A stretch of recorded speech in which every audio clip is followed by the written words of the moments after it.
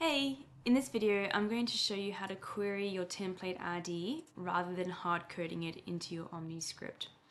So I've just quickly created this really easy document. I've called it single case notes, and if I go into the actual document template record, we can see the name there as well. And then I'm just going to go ahead and add in a category. I just like to keep my documents categorized. So I've only got demo, so I'll just go with demo and then click save.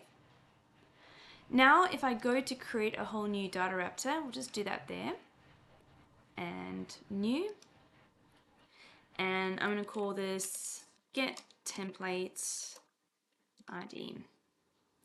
And the reason I'm doing this is because what I found is that when I'm doing my development work in a sandbox and then I put it into production, if I've hard coded that template ID, the ID could be different in production. And then I've actually got to go into my production, OmniScript and update it there. So being able to query it makes it a lot easier going forward. So what we're going to do is we've only got one step in this one, and we're going to look up document templates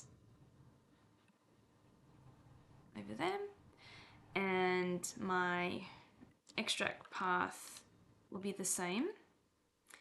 And this time I'm going to search on name, and I'm going to add in my category as well. And then we're going to say equals name and category.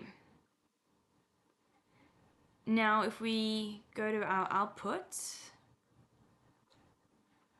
we're going to extract the ID, and I'm just going to call this document template ID. And for preview, I need to add in my key and value pairs.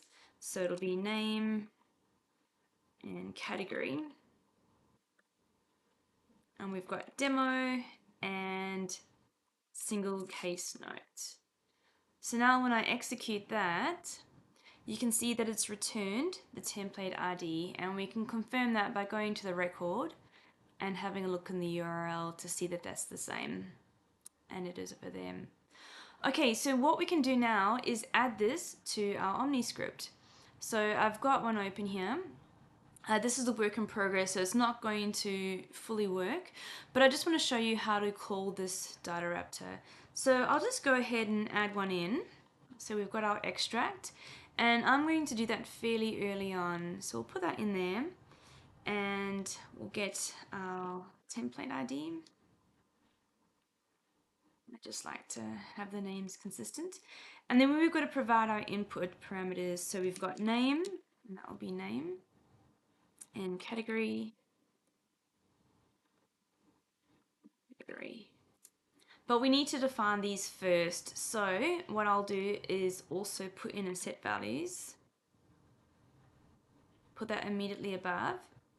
And we'll say set template values.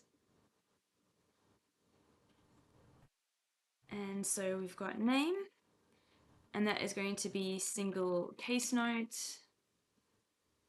and category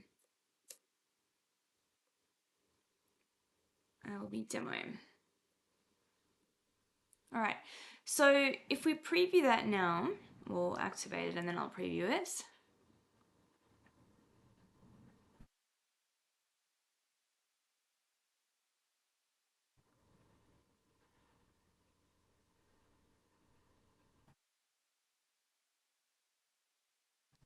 Just put anything in here, go next.